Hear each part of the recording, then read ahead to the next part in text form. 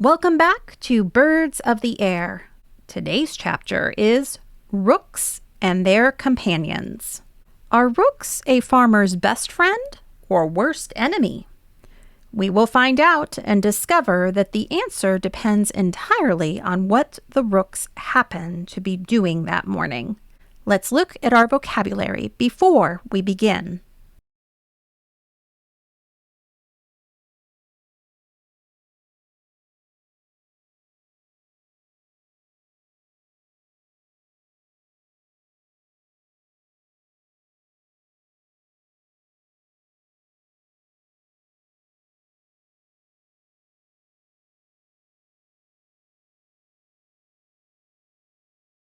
"You go and scare the rooks out of that field. They be eating all the seed," I heard a Devonshire farmer say to his boy one day.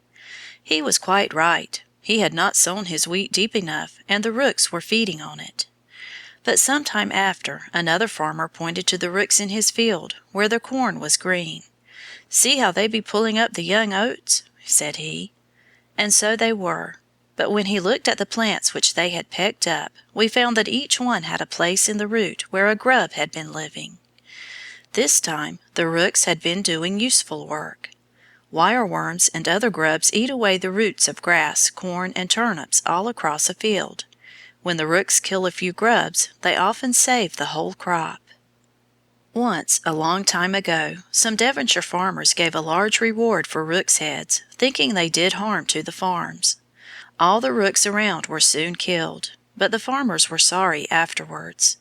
During the next 3 years all their crops were destroyed by insects and grubs.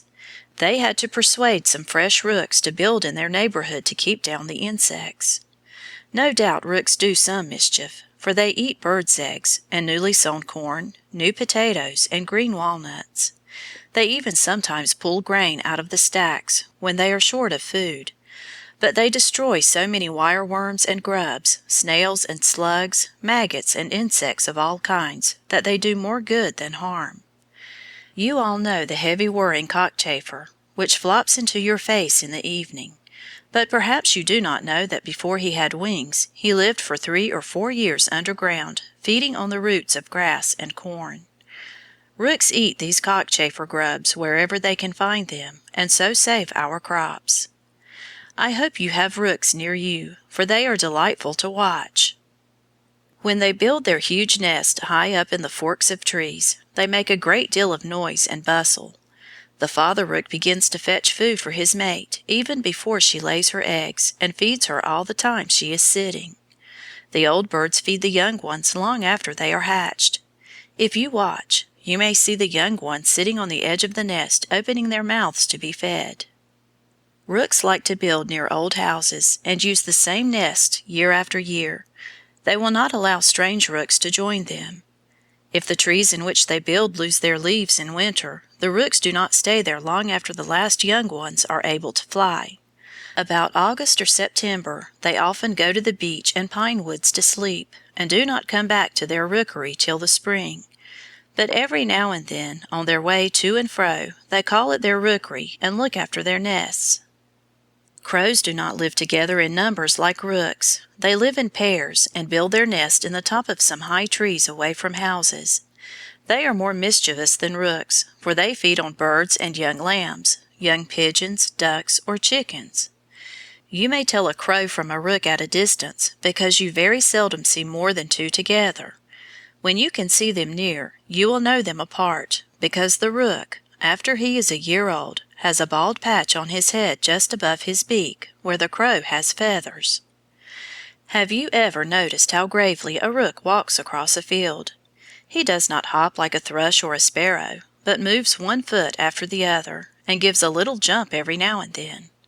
1 or 2 always remain on the trees near, to give notice of danger, and when these sentinels cry, "Caw, caw," the whole flock rises. They fly away, flapping their wings slowly, and drop down one by one in another field. A friend of mine who lives near a rookery says she often sees from her window 1 or 2 sentinel rooks go round every morning and wake up the others, and it is very funny to see how the lazy ones scramble up in a great hurry at the last so as to be in time to fly away with the rest. Though rooks will not allow another party of their own kind to join them, they allow starlings, jackdaws, and fieldfares to feed with them. A jackdaw moves much like a rook, though he is a more sprightly bird. He is smaller and has a gray patch on his head. The starling is a walking bird. Though his head and back are black, he has so many bright colors on the tips of his feathers that he does not look so dark as the rook or the jackdaw, but very bright and gay.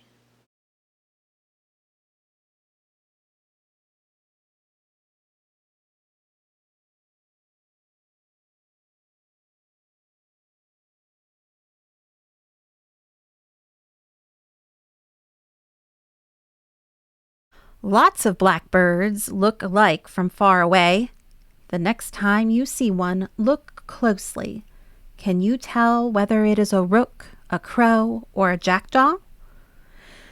If this lesson blessed your family today, the kindest thing you can do for us is subscribe and tell a friend about us. We do the planning. The books come alive. Your child does the learning. See you next time.